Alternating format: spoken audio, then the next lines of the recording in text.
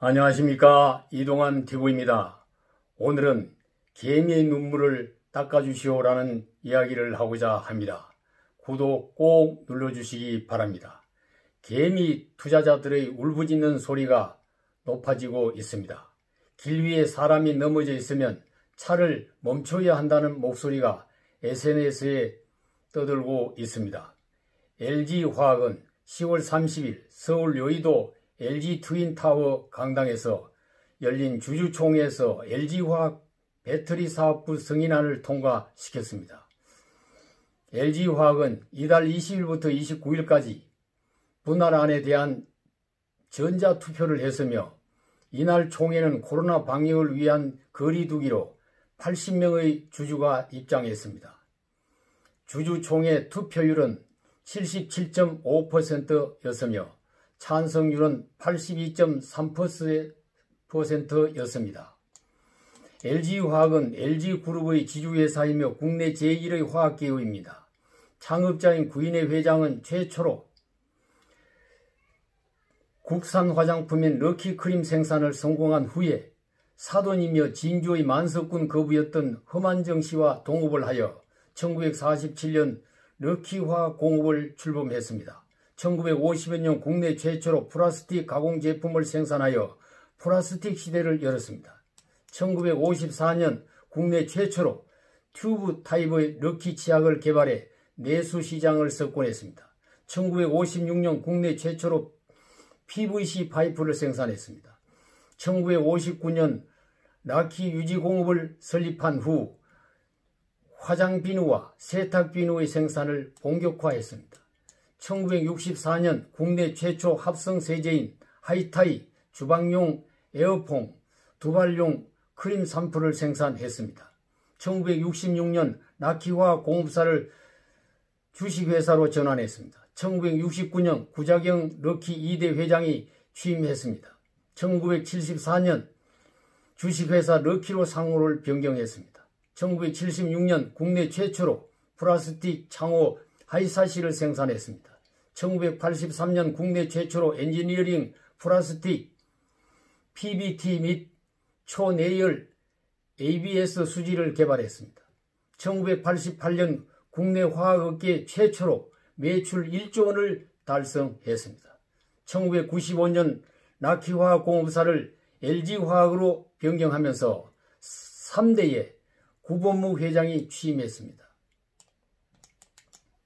1990년 LG화학은 굴뚝산업인 석유화학 산업에서 첨단 IT 소재 산업인 정보전자 소재 사업으로 전환하게 되었습니다. 1999년 국내 최초로 2차 전지인 리튬 이온 전지 양산에 성공했습니다.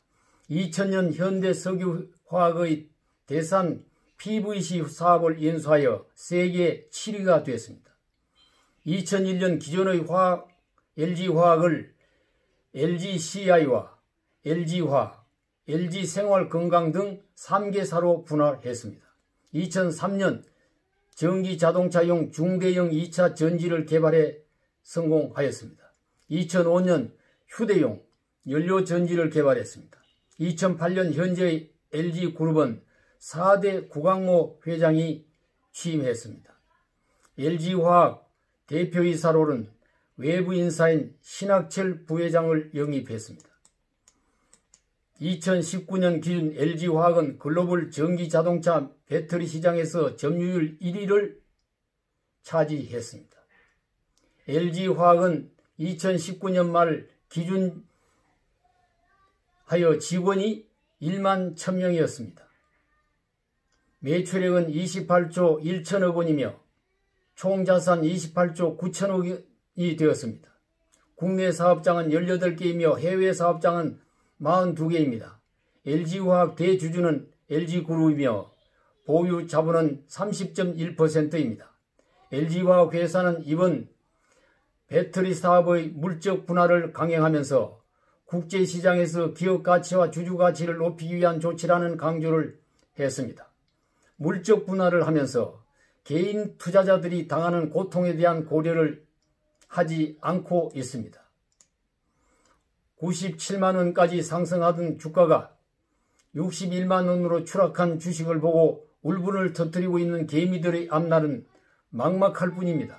미국에도 투자액 10조에 달한다는 국내의 동학개미 같은 청년개미가 있다고 합니다. 최근 미국의 청년개미 한 사람이 주식과 선물, 옵션 등에 투자하다가 9억의 손실을 보자 스스로 목숨을 끊었다는 화제가 되고 있습니다. 국내 동학개미 중에도 최근 라인과 옵티머스, 빅히트 주식 투자자들의 비명소리가 높아지고 있습니다.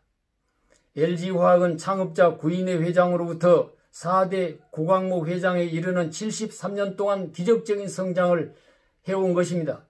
이 모든 성과의 공로는 창업자와 기업을 개성해온 역대 회장일 것입니다. 그리고 그룹 회장의 리더십을 따라 맡은 직무를 충실히 수행한 직원들의 공로라고 볼 수 있을 것입니다.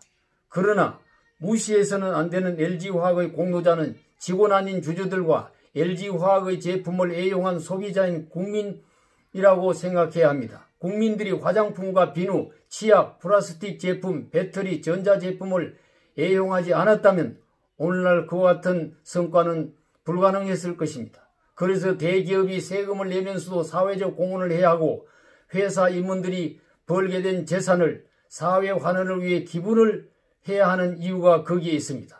배터리 분사로 인해 땅을 치고 울부짖는 개미들의 눈물을 닦아주지 않고 국제사회에서 존경받는 글로벌 기업이 될 수는 없는 것입니다.